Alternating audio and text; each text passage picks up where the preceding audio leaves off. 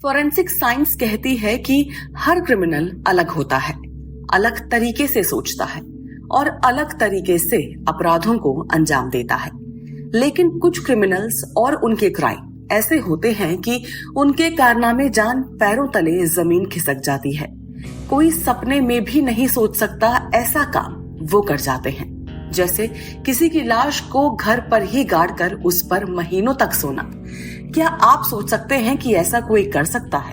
अगर नहीं तो हम आपको बता रहे हैं मध्य प्रदेश के सीधी जिले की एक ऐसी घटना जिसमें अपने प्रेमी को कमरे में दफनाकर कब्र के ऊपर बेड डालकर उस पर ही सोती थी एक प्रेमिका।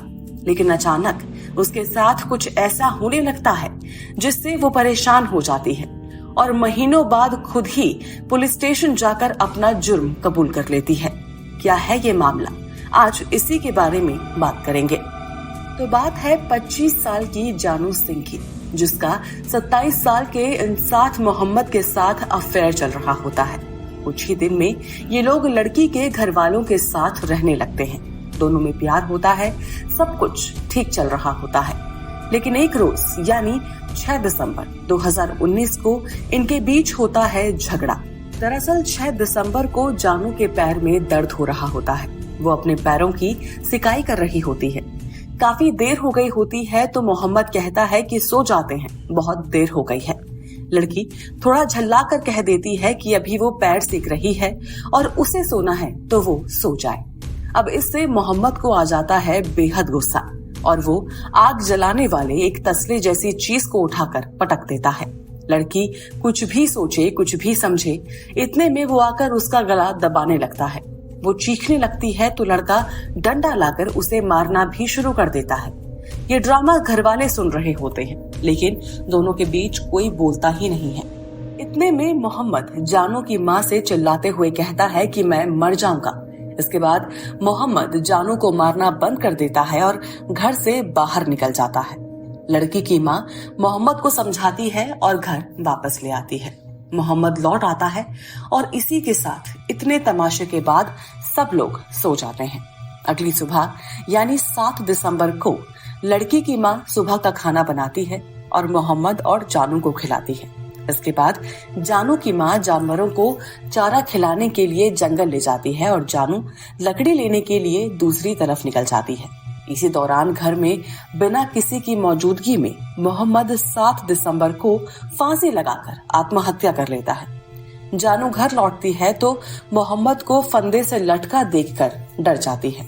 उसका दिल टूट जाता है, लेकिन डर के मारे जानू जो करती है उसे सुनकर आपके रोंगटे खड़े हो जाएंगे।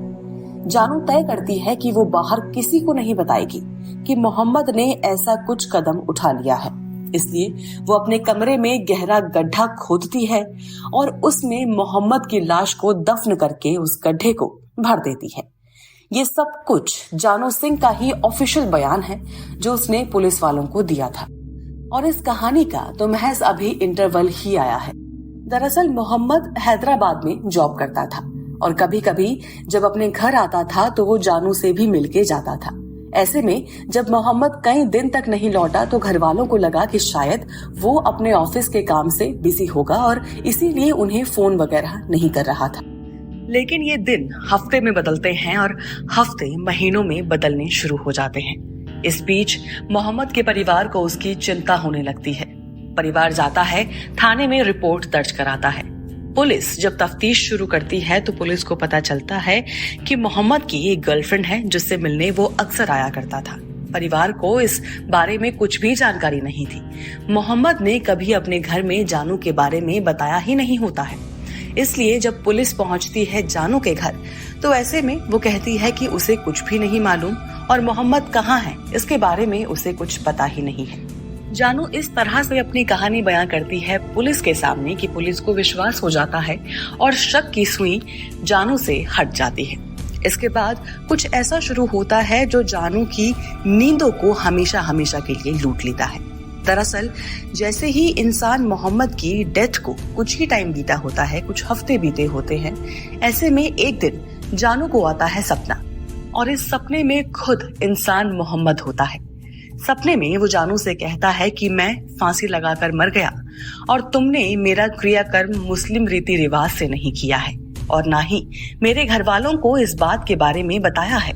तुम मेरे गांव जाओगी, मेरे घर वालों को बताओगी, नहीं तो मैं तुम्हें हमेशा परेशान करता रहूंगा। पहले कुछ दिन जब जानू को ये सपने लगातार आते हैं तो वो इन पर ध्यान नहीं देती है। उसे लगता है कि वो शायद मोहम्मद को मिस कर रही है, उसे याद कर रही है, इसीलिए उसे वो सपने आते हैं। लेकिन जब लगातार कुछ हफ्तों तक जानू को ये सपने आने लगते हैं, उसे सोते जागते मोहम्मद की तस्वीर दिखनी शुरू हो जाती है। उसे हर पल उस कमरे में जाकर याद आने लगता है कि कुछ फीट नीचे उसी मोहम्मद की लाश उसने गाड़ी थी जिससे वो बहुत प्यार किया करती थी। तो ऐसे में एक दिन जानू ठान लेती है कि सपने में आकर मोहम्मद जो कुछ कह रहा है वो उसको पूरा करेगी। तो ऐसे में अपने बॉयफ्रेंड के घर के लिए निकल पड़ती है जानू। वहां जाकर सब कुछ सच बताती है। तारीख होती है 15 फरवरी, मोहम्मद के मरने के लगभग 2 महीने बाद।